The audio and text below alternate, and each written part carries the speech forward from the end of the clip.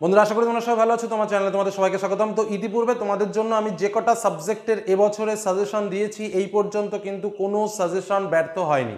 এবং তার থেকে একটা বড় কথা যে দাগে দাগে প্রশ্ন কিন্তু তোমরা কমন পেয়েছো। তো এই মুহূর্তে তোমাদের জন্য রাষ্ট্রবিজ্ঞান থেকে কয়েকটি প্রশ্ন শেয়ার করছি, কারণ তোমরা সবাই জানো আমাদের 5টি প্রশ্ন লিখতে হয়। তো আজ আমি তোমাদের জন্য একদম ঠিক 5টা প্রশ্নই শেয়ার করব। 5টা প্রশ্ন লিখতে হবে, তো আমি তোমাদের জন্য 5টা প্রশ্নই শেয়ার করছি। এই 5টা প্রশ্নই তোমাদের পরীক্ষাতে আসবে, একদম হুবহু তোমরা পরীক্ষাতে মিল পাবে। কি বললাম, বোঝা গেল? তোমাদের পরীক্ষাতে বারবার বলছি 5টা প্রশ্ন লিখতে হয়, প্রত্যেকটা কোশ্চেনের একটার সঙ্গে একটা, একটার সঙ্গে একটা অথবাও থাকে।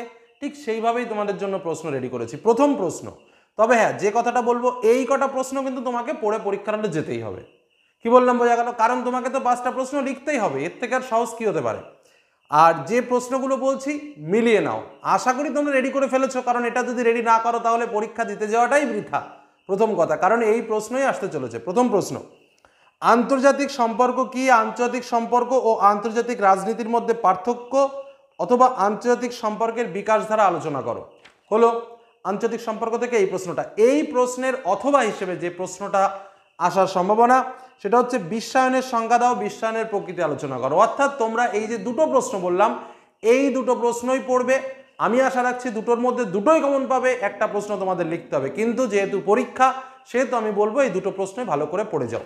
2 দাগের প্রশ্ন, মার্কস এর রাষ্ট্র সম্পর্কিত তত্ত্ব বা ঐতিহাসিক বস্তুবাদ তত্ত্বটি আলোচনা করো। বোঝা গেল কি বললাম? ভেরি ভেরি ইম্পর্টেন্ট প্রশ্ন। এই রাষ্ট্র সম্পর্কিত তত্ত্ব আর ঐতিহাসিক বস্তুবাদ তত্ত্ব, এই দুটোর মধ্যে একটা প্রশ্ন পাবে। 3 নম্বর প্রশ্ন, দ্বিকক্ষ বিশিষ্ট বা এক কক্ষ বিশিষ্ট আইনসভার পক্ষে ও বিপক্ষে যুক্তি দাও। ভেরি ভেরি ইম্পর্টেন্ট প্রশ্ন। এর সঙ্গে অথবাতে যে প্রশ্নটা তোমাদের খুব বেশি ইম্পর্টেন্ট, সেটা হচ্ছে ক্ষমতা স্বতন্ত্রীকরণ নীতি বলতে কি বোঝো? পূর্ণ ক্ষমতা স্বতন্ত্রীকরণ নীতি সম্ভব নয়, কাম্যও নয়, মন্তব্যটি ব্যাখ্যা করো। বোঝা গেল? এর সঙ্গে একটা প্রশ্ন এক্সট্রা অবশ্যই পড়ে রাখবে, সেটা হচ্ছে কোনো রাজ্যের হাইকোর্টের গঠন ও কার্যাবলী নির্ণয় করো। কেন বললাম এখানে 3টে প্রশ্ন? কারণ এই 2 দাগের প্রশ্নে, 3 দাগের প্রশ্নে অনেক সময় অথবা থাকে না, যে কারণে এই কটা প্রশ্ন পড়লে তোমরা নিশ্চিত রূপে পরীক্ষাতে কমন পাবে। বোঝা গেল? 4 দাগের প্রশ্ন, একদম পরিষ্কার বলছি, ভারতের অঙ্গরাজ্যের রাজ্যপালের অথবা প্রধানমন্ত্রীর ক্ষমতা, দুটোর মধ্যে একটা প্রশ্ন পাবেই পাবে। নেক্সট 5 দাগের প্রশ্ন, ভারতের পার্লামেন্টের উভয় কক্ষের সম্পর্ক অথবা লোকসভা স্পিকারের ক্ষমতা, কার্যাবলী, পদমর্যাদা বা ভারতের লোক আদালতের গঠন ও কার্যাবলী। এই হলো আমাদের প্রশ্ন। এই প্রশ্নগুলো রেডি করে পরীক্ষার হলে যাও, আর কিচ্ছু প্রয়োজন নেই। একদম 8 মার্কের প্রশ্ন, এখানের থেকেই হুবহু তোমরা পরীক্ষাতে কমন পাবে, নিশ্চিত থাকতে পারো।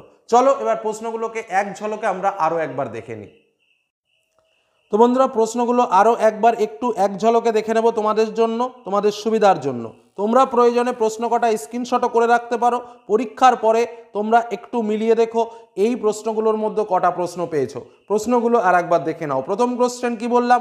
আন্তর্জাতিক সম্পর্ক কি? আন্তর্জাতিক সম্পর্ক ও আন্তর্জাতিক রাজনীতির মধ্যে পার্থক্য, অথবা আন্তর্জাতিক সম্পর্কের বিকাশ ধারা, অথবা বিশ্বায়নের সংজ্ঞা, বিশ্বায়নের প্রকৃতি।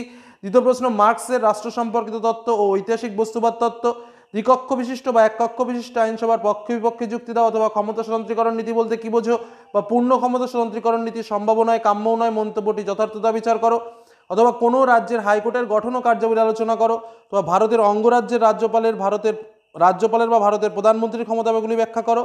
ভারতীয় পার্লামেন্টের উভয় কক্ষের সম্পর্ক আলোচনা করো। অথবা লোকসভা স্পিকারের ক্ষমতা ও কার্যাবলী এবং পদমর্যাদা আলোচনা করো। এবং ভারতের লোক আদালতের গঠন ও কার্যাবলী।